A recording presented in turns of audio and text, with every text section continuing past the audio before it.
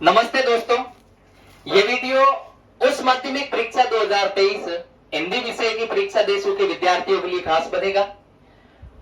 उस माध्यमिक परीक्षा 2023 आज 10 अप्रैल को जो हिंदी साहित्य का जो पेपर हुआ है, इनका एनालिसिस करेंगे हम लोग। तो इसमें कुल 4 खंड है। इसमें से जो अपना पहला खंड है, ये आप देखिए। इसमें जो पहला खंड है, ये कह रहा है प्रश्न संख्या 1, इसमें निम्नलिखित अपठित गद्यांश को ध्यानपूर्वक पढ़कर पूछे गए वस्तुनिष्ठ प्रश्नों के उत्तर अपनी उत्तर पुस्तिका में लिखिए। तो इसमें गद्यांश है, इस गद्यांश में से कुल 100 प्रश्न पूछे गए हैं, इनके उत्तर हमें देने हैं। तो इसका जो पहला प्रश्न है, ये पूछ रहा है उपयुक्त गद्यांश का उचित शीर्षक है। तो इसका जो शीर्षक है वो असही है। प्रश्न संख्या 1 का जो पहला है, इसमें असही है। अ में है भारतीय संस्कृति के पारिवारिक एवं सामाजिक महत्व। और इसका जो दूसरा है, प्राचीन भारतीय संस्कृति में धार्मिक कृत्यों में बल दिया गया है। तो इसमें है एकांत साधना पर, सही।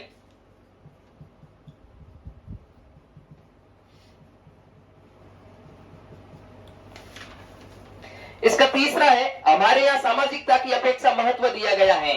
इसमें ब सही है, पारिवारिकता पर।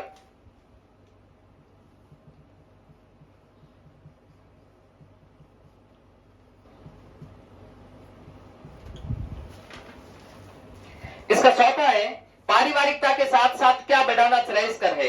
तो इसका होगा सामाजिकता।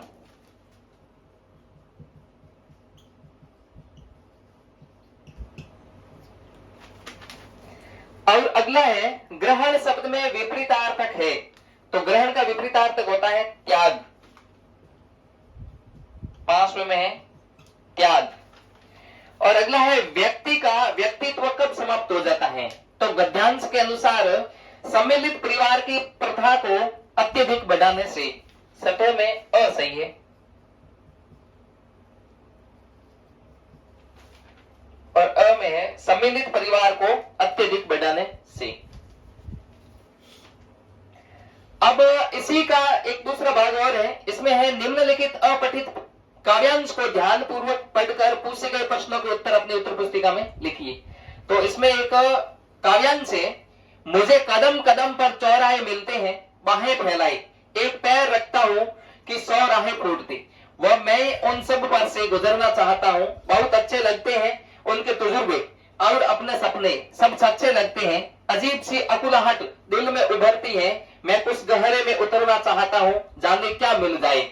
तो इसमें जो प्रश्न है 7वां, उपयुक्त काव्यांश का उचित शीर्षक दिए गए विकल्पों में से सुनिए।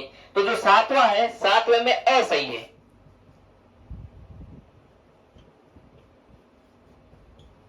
अ में है मुझे कदम कदम पर। 8वां है कवि को चौराहे कैसे मिलते हैं, बाहें फैलाए। तो 8वें में है स, बाहें फैलाए। 9वां है एक पैर रखता हूं कि 100 राहें फूटती, काव्य पंक्ति का भाव है। तो इसमें ब सही है। ब में है जीवन में चलने के लिए 100 राह चुनना।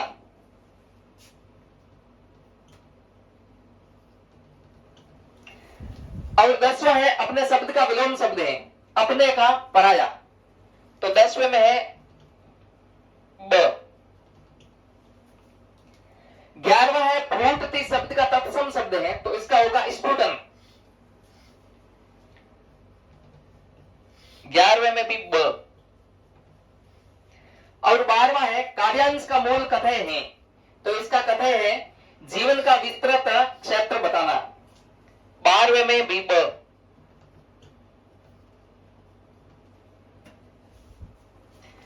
अब अपना अगला प्रश्न है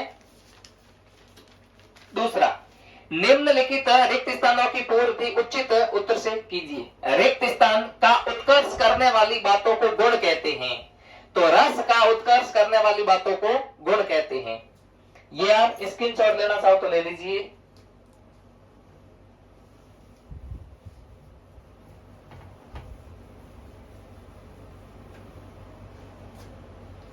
दूसरा, तो दूसरे का जो पहला है इसका होगा रस। और जो दूसरा है, कब की इकटक डटी रही टटिया अंगूरनी तारी पंक्ति में काव्य दोष है, तो इसके अंदर जो काव्य दोष है वो है ग्रामत्व।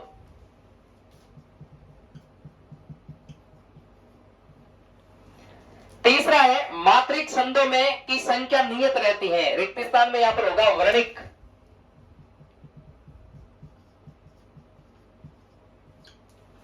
मात्रिक छंदों में वर्णिक की जो संख्या होती है वो नियत रहती है। चौथा है, वसंत तिल का संध के प्रत्येक चरण में वर्ण होते हैं, तो 14 वर्ण होते हैं।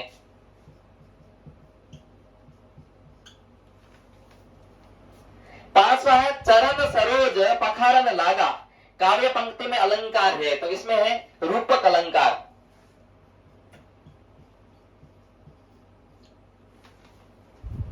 छठवां है, जब दो वाक्यों में बिंब प्रतिबिंब भाव हो तब अलंकार होता है, तो इसमें होता है दृष्टांत अलंकार।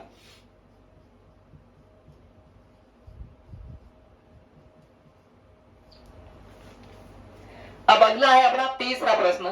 तीसरा प्रश्न कह रहा है, निम्नलिखित अति लघुत्रात्मक प्रश्नों के उत्तर अधिकतम 20 शब्दों में लिखिए। तो तीसरे का जो पहला है ये कह रहा है, उपमा अलंकार की परिभाषा लिखिए। अब इसने पूछा है उपमा अलंकार, ये स्क्रीनशॉट ले लीजिए।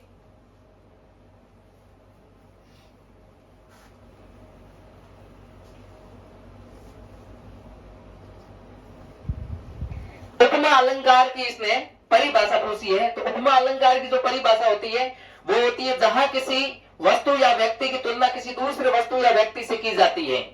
जहां किसी वस्तु या व्यक्ति की तुलना किसी दूसरे वस्तु या व्यक्ति से की जाती है वहां पर उपमा अलंकार होता है। इसका दूसरा है, कहती हुई यो उत्तरा के नेत्र जल से भर गए, हिम के कणों से पूर्ण मानो हो गए पंकज नहीं। उपयुक्त काव्य पंक्तियों में कौन सा अलंकार है? तो इसमें है अपना उत्प्रेक्षा अलंकार।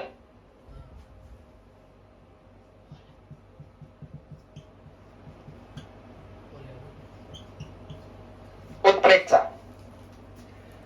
तीसरा है, समाचार लिखने की एक विशेष शैली होती है, इन शैलियों के नाम लिखिए। तो जो समाचार लिखने की जो शैली होती है वो होती है उल्टा पिरामिड। उल्टा पिरामिड।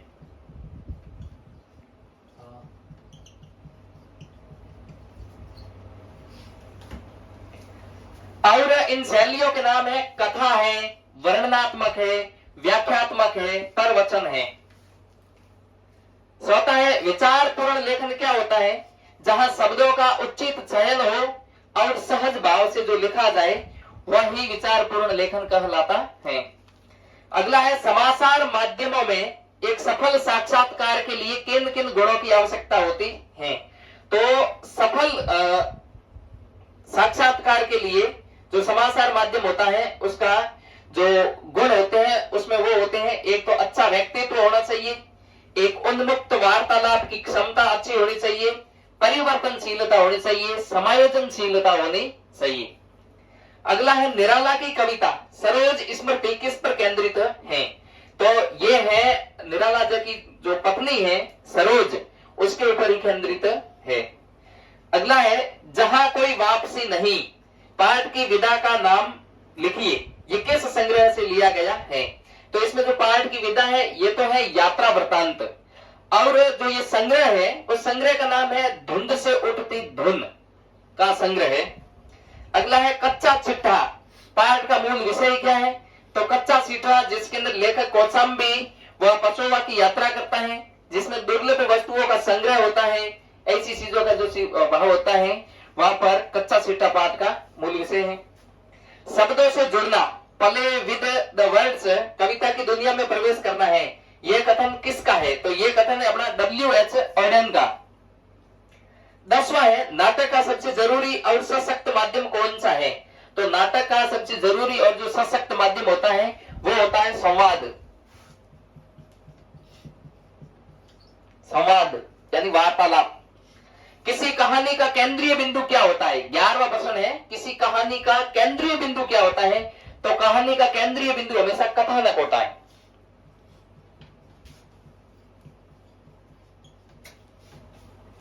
अगला है पहसान कहानी में राजा को कैसी प्रजा पसंद है? तो पहसान कहानी के अनुसार राजा को बहरी, गूंगी और अंधी,